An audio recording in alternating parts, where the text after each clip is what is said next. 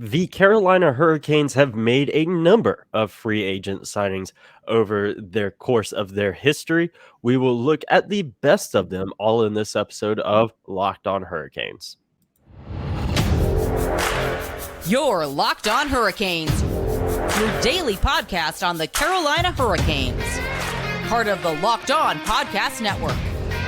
Your team every day.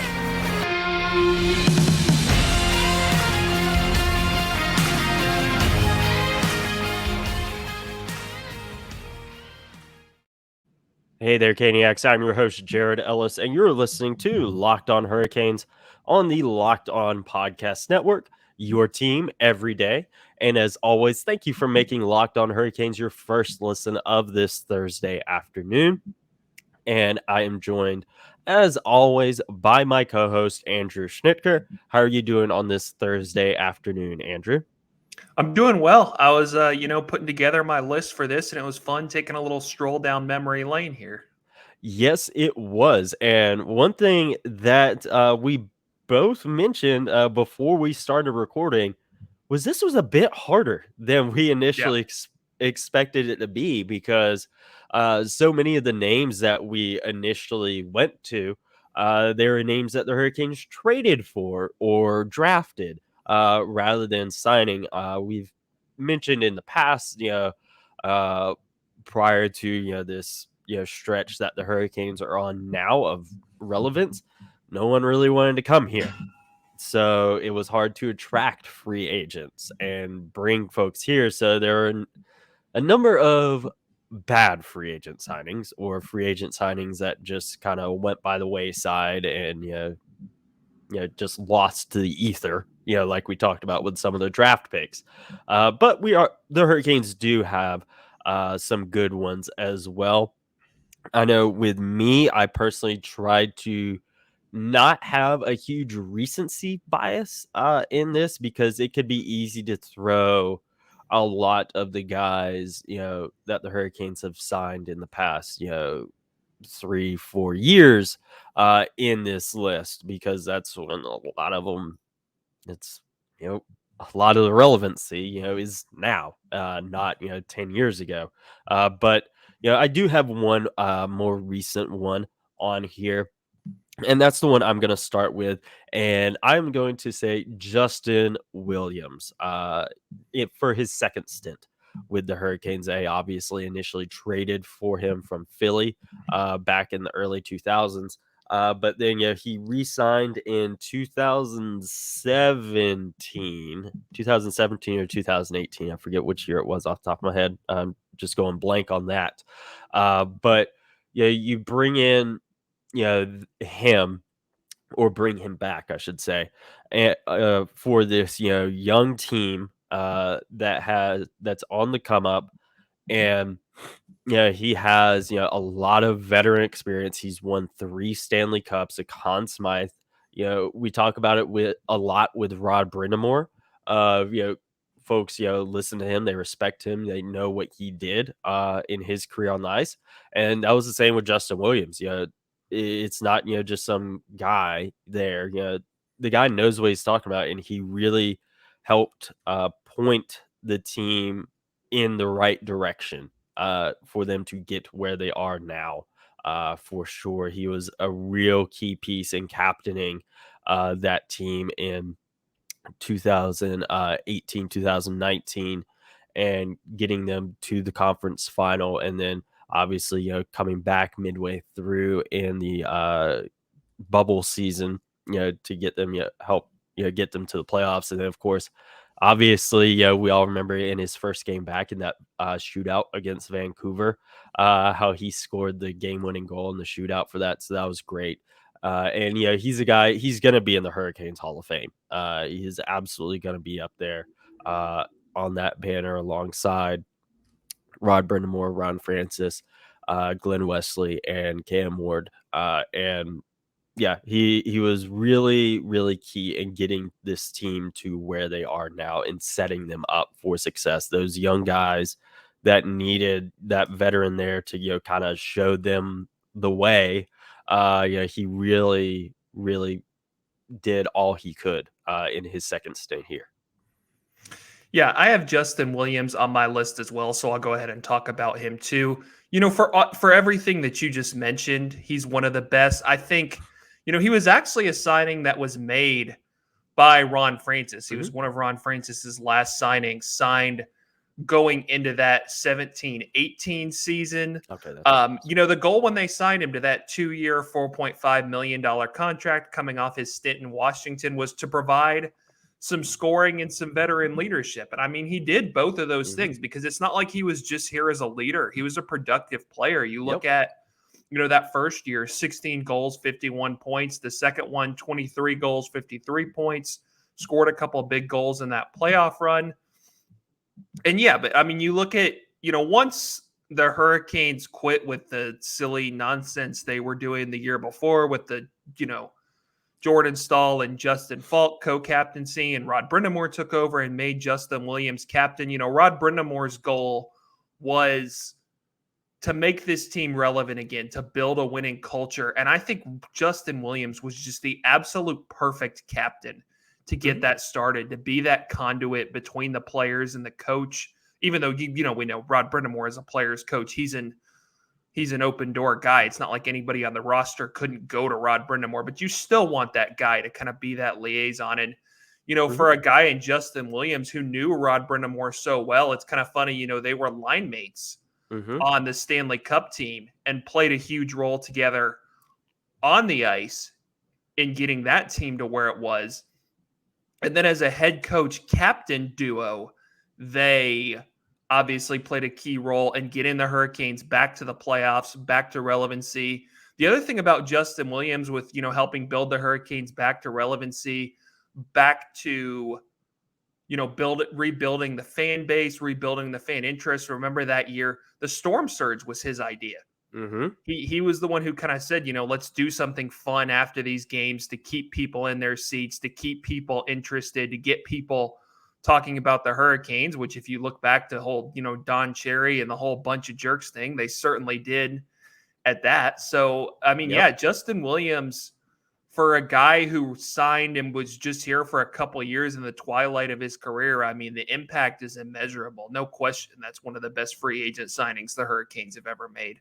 Hmm. Yeah, absolutely. And now, given it's very, very early for him, but yeah, now he's transitioned into a front office role for the Hurricanes, much like Rod Brind'amour did back in the day when he eventually called it a career transition in front office for the Hurricanes, and he's still around. And one thing with the Hurricanes, saw it yesterday at developmental camp with the prospects. They one thing with the Hurricanes is that they always have a strong sense of community, and they're not above taking the time to talk to someone. And Justin Williams, we've both had interactions with him. He's never a hey, how you doing? Hey, how you doing?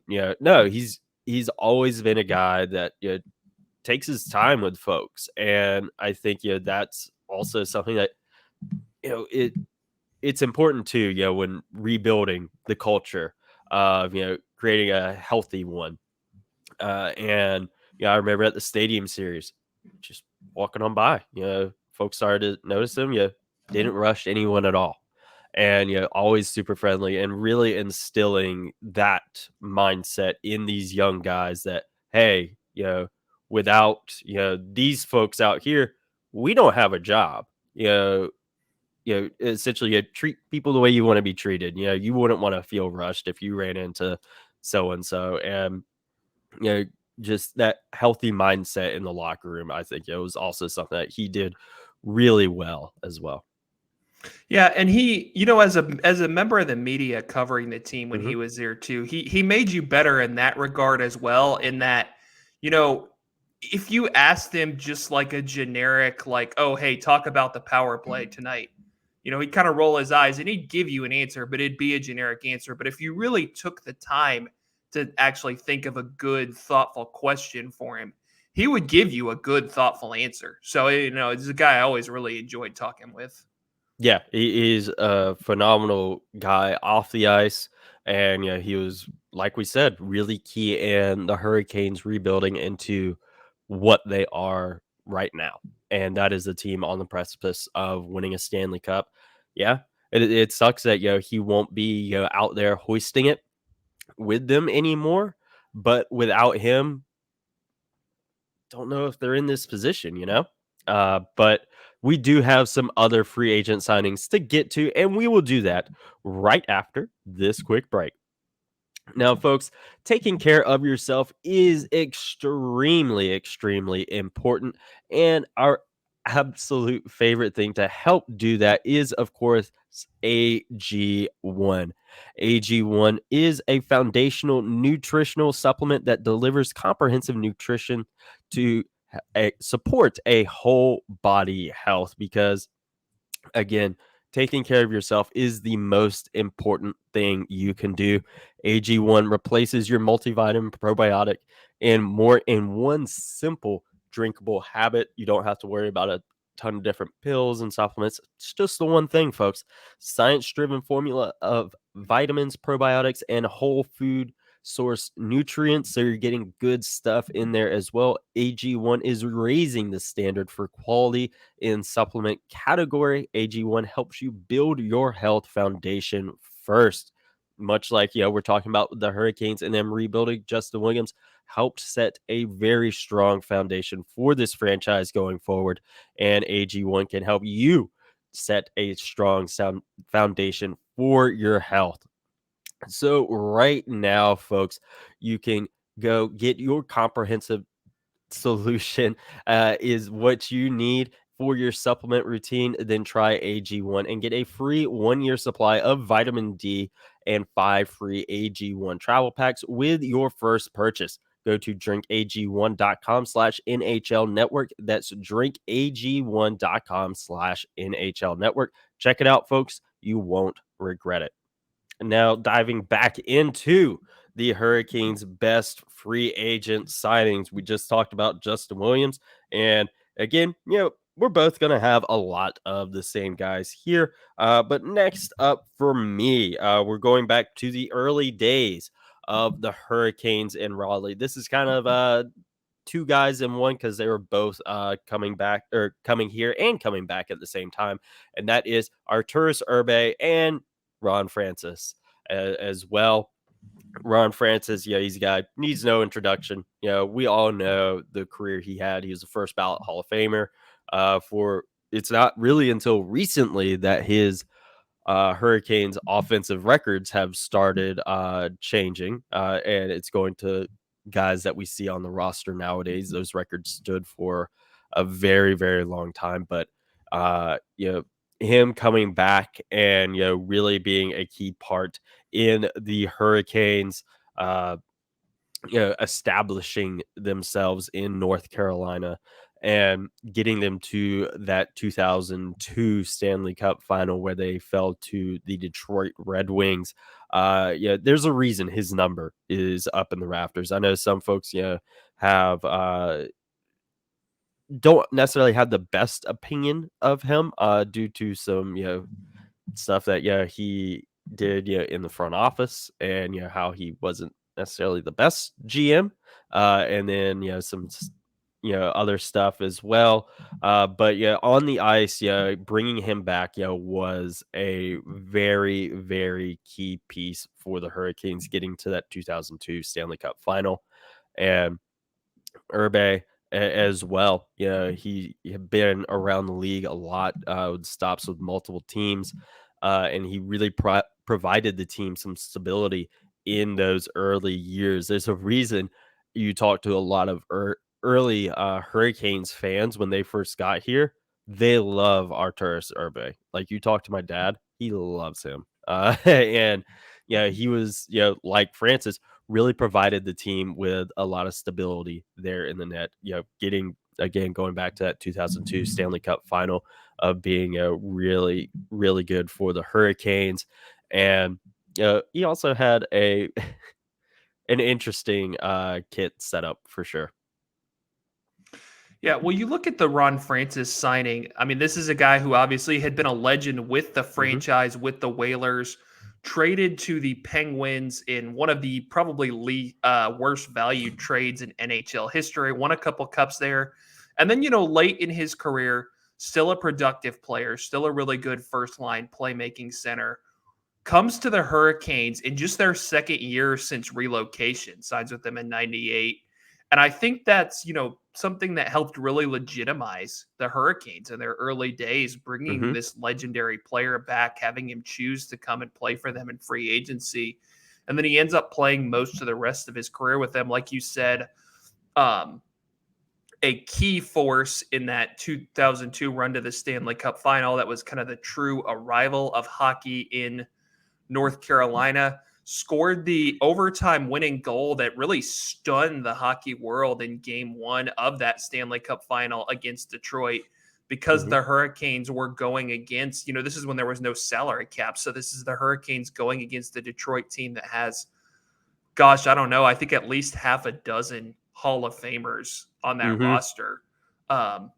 And, nobody's expecting them to have a chance. And all of a sudden they're up 1-0. They steal home ice with that goal. They end up losing in 5 games, but one of those is a triple overtime game in Raleigh. But yeah, no, Ron Francis just bringing him in had a tremendous early impact on the franchise. Yes, absolutely. And like I said, Arturas Urbe as well, being another guy that provided the Hurricanes a lot of stability in between the pipes in those early years as well. Do you have any thoughts on him and his signing as well? Yeah, I think, you look at, like I said, that 2002 signing, the way the Hurricanes kind of bounced back and forth between Urbe and Kevin Weeks. You don't make a run like that without great goaltending. And I think Urbe was able to provide that for them. And I actually have I told you at the beginning that I had 4 names, some similar to you. I actually have 5. I thought of an additional one while we were doing this. I actually have another goalie signing that I can't believe we overlooked at the start. Oh, really? This is going to be fun. Well, I just gave 2 names, so hit me, Andrew. Hit me with another name. Peter Mrazek. The Hurricanes. Oh, yeah. I looked at him. I looked at it. I'm like, oh, man, do I want to put him on this list? Do I want to? But yeah, absolutely. Peter deserves to be there.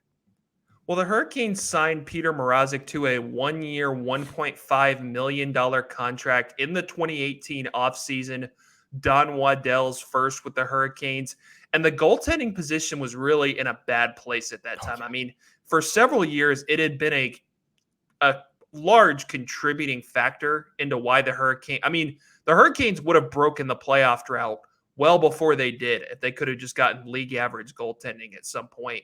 But that summer, Cam Ward had moved on. He had actually signed with the Chicago Blackhawks. Still weird to me to think about Cam Ward being a Chicago Blackhawk for a year. But Scott Darling coming off an abysmal first year. Spoiler alert, when we do worst free agent signings, you guys will probably hear more about Scott Darling. But they signed Mrazek coming off, a pretty bad stint with the Flyers, getting traded there from the Red Wings, signed him to a 1-year cheap deal. And he did really, really well for the Hurricanes that first year. Regular season went 23-14 and 40 starts. 23-14-3, excuse me. The Hurt had a .914 save percentage, 2.39 goals against average, 4 shutouts, was great in the wins over Washington in the first round of that first playoff series. We talk about Justin Williams. We talk about landing Andrei Svechnikov, bringing in Dougie Hamilton. The Hurricanes don't make it back to the playoffs if their goaltending doesn't dramatically improve, which is what they got that year from Peter Mrazek and Curtis McElhinney, who they claimed off of waivers. He played, obviously has one of the most iconic moments of Hurricanes history with the "yes, we're in" his bench interview with Mike Maniscalco after that playoff clinching win for the first time in a decade. One of the favorite memories of Hurricanes fans everywhere, of either being in the building and hearing that, or even just seeing it on TV. Like I said, played well in that playoff series. Ended up re-signing with them for 2 more years. Wasn't quite as good the next year, but still solid. Still helped them get back to the playoffs. Was injured for most of the COVID-shortened year. Played really, really well when he was healthy. and then ends up moving on. But yeah, I mean, we're talking about guys like a Justin Williams who played a key role in helping the Hurricanes get back to relevance and establish themselves on this current track of being a consistent playoff team. I think Peter Mrazek's got to be right there too. Yeah, absolutely. And, we all, over the course of the show, you guys know I have, talked about Peter Mrazek a lot. And yeah, he's, real key piece in those 3 years of getting the Hurricanes back to where they are now. Because like you said, the Hurricanes goaltending situation was in an abysmal place. Cam Ward, we love him, but he was not the goalie he once was at that point in his career. Scott Darling, again, we all know, that didn't pan out. And for the Hurricanes, to, be able to get a steal like that, is crazy to think about. And yeah, Peter Mrazek absolutely deserves to be there for sure. But yeah, like I said, I hit 2 names back to back. Hit me with another one. I'm going to go with one that was part of the. So the interesting thing is, like, coming off the lockout in 2004-05 and then the NHL establishing the salary cap, there were a lot of really good veterans available on the cheap as teams look to navigate the salary cap. And I think the Hurricanes taking full advantage of that. You look at that Stanley Cup team, they had guys that were already here, guys that were drafted as part of the core, like, Eric Stahl, Cam Ward, a guy they had traded for years before, Rod Brind'amour, a guy they had traded for, Justin Williams, Eric Cole was drafted. But they also built that team a lot with some really good, savvy free agent signings, one of which was Corey Stillman. He was actually coming off a Stanley Cup win the last year the NHL had a season with the Tampa Bay Lightning, signs a 3-year deal with the Hurricanes in free agency. Really good playmaking winger. That 05-06 regular season, 21 goals, 55 assists, 76 points. I believe he scored a couple overtime winners, I think, in the playoffs. I think he scored one in the Montreal series. He might have scored, actually, I think he might have scored the series winner in Game 6 against Montreal in overtime, if I'm not mistaken. I think he scored an overtime winner in Game 5 against Buffalo in the Eastern Conference Final, and mostly known for his playmaking. I mean, you look at him that year, 55 assists, mostly playing, I think, up with Eric Stahl and Eric Cole before Eric Cole got hurt. So, I mean, a key piece of that team. You've got to have that elite playmaking winger for your first line, and Corey Stillman was certainly that. Played part of 2 more seasons with the Hurricanes, had some injuries, traded to Ottawa. The interesting thing that I think a lot of people forget about Corey Stillman is at the very end of his career playing with Florida, he actually came back to the Hurricanes at the trade deadline in 2011 as they were in the hunt on the playoff bubble. Played really well, ended up reuniting with Stahl and Cole, had 5 goals and 16 points in 21 games. That team just barely missed the playoffs, one of the more painful losses in Hurricanes history, that Game 82 against the Tampa Bay Lightning. But no, looking at the impact he had on the Hurricanes winning the Stanley Cup, I think you've got to have Corey Stillman on any one of these lists. Yeah, I agree as well. That was when, I, like Peter, I was just like, oh man, I should have put him on my list too. But yeah, Corey Stillman 100% deserves to be there as well. Like you said, he's big in playmaking, scored some really clutch goals, overtime winning goals for the Hurricanes over his tenure here. And yeah, another guy that, is sometimes flies under the radar a bit, in terms of impactful Hurricane signings. And yeah, 100% deserves to be there. And we will get back into the Hurricanes signings right after this quick break, folks. Now, it is summertime, and you're going to be wanting to wear some shorts out because it is hot here in North Carolina, and Birddogs has you covered, folks. Birddogs make you look good. Birddogs stretch khaki shorts are designed to fit slimmer through the thigh and leg, giving you a truly sculpted look. Birddogs shorts do the exact same thing as Lululemon, but way better. They fit better than regular shorts and are made of not made of cloud knit fabric, not the stiff restricting cotton. So they stretch with you to get you a slimmer fit without having to sacrifice movement. Bird Dogs also uses anti-sweat stink sweat. Oh my god, anti stink sweat wicking fabric that helps you cool. That helps keep you cool and dry all day long. I mean, again, you wear these shorts, your brain is just going to melt. They are that great. I've said before, how I've worn them when me and my friend went up to Charlotte for the Paramore concert. I was wearing them and walking all around downtown Charlotte, and they were absolutely fantastic. I wear them a lot because, again, they are really stinking comfortable. And right now you can go to birddogs.com and birddogs.com/lockedonnhl, or just enter promo code lockedonnhl for a free Yeti styled tumbler with your order. As you can see, I am using it right now. And I've said in the past, if you're clumsy like me and you happen to be on your back porch and you live on the second floor of your apartment building and it falls off, it'll be okay. And so right now, again, that's birddogs.com/lockedonnhl or promo code lockedonnhl for a free Yeti style tumbler with your order. You won't want to take your Bird Dogs off. We promise you that they are absolutely fantastic, and I love wearing them. Yeah, I love that tumbler too. I like to stay hydrated. When I'm on the go in this eastern North Carolina heat, and I like my water to be cold. And that nice metal Yeti style tumbler is really good at keeping your water cold. So definitely recommend jumping on that, taking advantage of that, getting yourself one of those. Yes, abso-freaking-lutely. And now getting back into the free agent signings, like you were just talking about with Corey Stillman being an important piece on the Hurricanes roster when they won the Stanley Cup in 2006. I have my own player from 2006 that they signed in that 05-06, the offseason prior to 05-06. And that is Ray Whitney. Wizard. Yes, the wizard himself. Hurricanes fans, they know all about him. He was another guy that played a key role in the Hurricanes winning the Stanley Cup that year. And then he proceeded to spend 6 seasons with the Hurricanes before moving on to then the Phoenix Coyotes.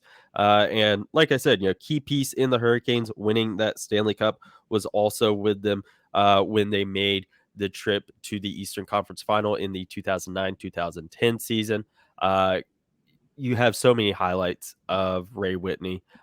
He was also alternate captain for the team. So he provided, the leadership that the Hurricanes needed at the time. And yeah, Ray Whitney, just another guy that really came up clutch for the Hurricanes. The most goals he ever scored in a season for the Hurricanes was in 06-07. He scored 32, but Yep. always more of a playmaker. Yeah, he's another one of those guys. It was more of a playmaker for the Hurricanes, but yeah, he's another one of those guys that you need him to score a goal. He can score a goal.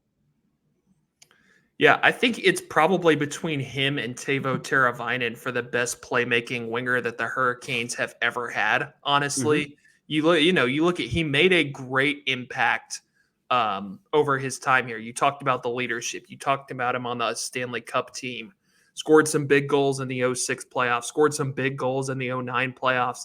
Some of the passes he'd make would be just ridiculous. Oh yeah, especially on the power play. He was a great forward to have, almost as that point forward on your power play, just because he was so good at knowing where to put the puck to set guys up and scoring opportunities. Played quite a bit with Eric Stahl over his later run here. That Stanley Cup team was so deep. I think Ray Whitney might have been on like the third line or something like that. But you get a guy called the Wizard. He has to be one of the best. And again, the Hurricanes, taking advantage, coming off that post lockout, I think they signed him for like 2 years with a 1.5 million cap hit. I think he had been maybe bought out by the San Jose Sharks coming out, or no, the Detroit Red Wings coming out of the lockout. So no, that was just a great pickup for them. And I do have one more that I thought of who made a big impact on the Stanley Cup team who I feel we should talk about. Hit me with it, Andrew. All right, František Kaberle. This might not be a guy that as many people remember, but he was a defenseman, ended up playing 4 years for the Hurricanes. But back then, you didn't have as many offensive defensemen in the lineup. That's even look at the Stanley Cup team, more like gritty shutdown guys like Glenn Wesley, Brett Hedican, Mike Commodore, Aaron Ward. But Kaberle was that guy. He was the top scoring defenseman on that team. 6 goals, 44 assists in the regular season. You know, that defenseman power play quarterback for them, and scored what stood up as the game-winning goal, the Stanley Cup winning goal in Game 7 against the Oilers. It wasn't like a dramatic tie-breaking goal because he scored to put the Hurricanes up 2-0 and Edmonton ended up scoring later, but still, the man with the Stanley Cup winning goal, and again, who played really, really well for that Stanley Cup team, I think has got to be on this list. Yeah, I agree 110%. Yeah, it is a name that I honestly didn't even think about when I put it on my list, because like you said, folks, just, sometimes forget about him.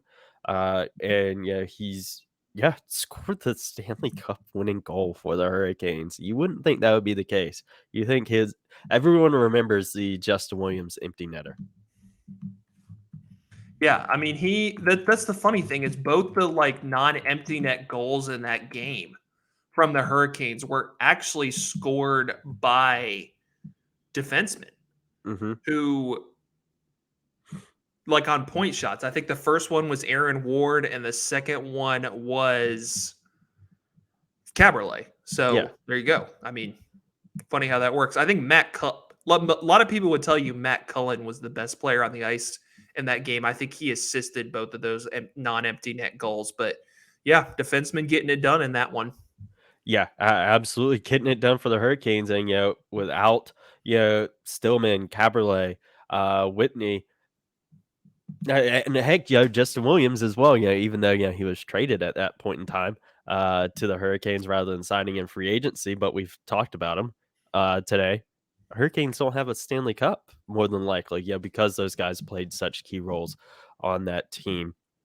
And really, as we said, with Ron Francis and Arturas Urbe, those guys, with the Hurricanes winning the Stanley Cup really helped solidify the Hurricanes' foothold in Raleigh and North Carolina and being a hockey market, given things, they missed playoffs for a few years, went back to the conference final, then didn't go back for a decade. But, without these guys that we've talked about, the older guys, and then the newer guys like, Justin Williams being a newer signing, Peter Mrazek, who knows where the Hurricanes would be at today on July 13th, 2023. There's just no telling.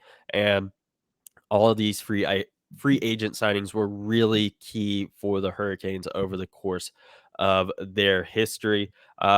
Andrew, were there any other names that have came to you since we recorded before we wrap up here today? No, I'm sure somebody in the comments will tell us that we forgot someone, but I have not thought of any more. I haven't either. But again, there's going to be names that maybe we didn't bring up. Again, heck, you saw with me mid-recording of like, oh, Andrew brought up this thing. Oh, man, I didn't even think about that one. So let us know your favorite free agent signings that the Hurricanes have made over the course of their history. So make sure you leave it in the comments here on YouTube, or you tweet at us on Twitter at LO_Hurricanes. Myself at Jared Ellis _96, and Andrew on Twitter at ASchnitt53. As always, folks, thank you for making Locked On Hurricanes your first listen of this Thursday afternoon. And we'll talk to you guys in the next episode. And as always, folks, let's go Canes.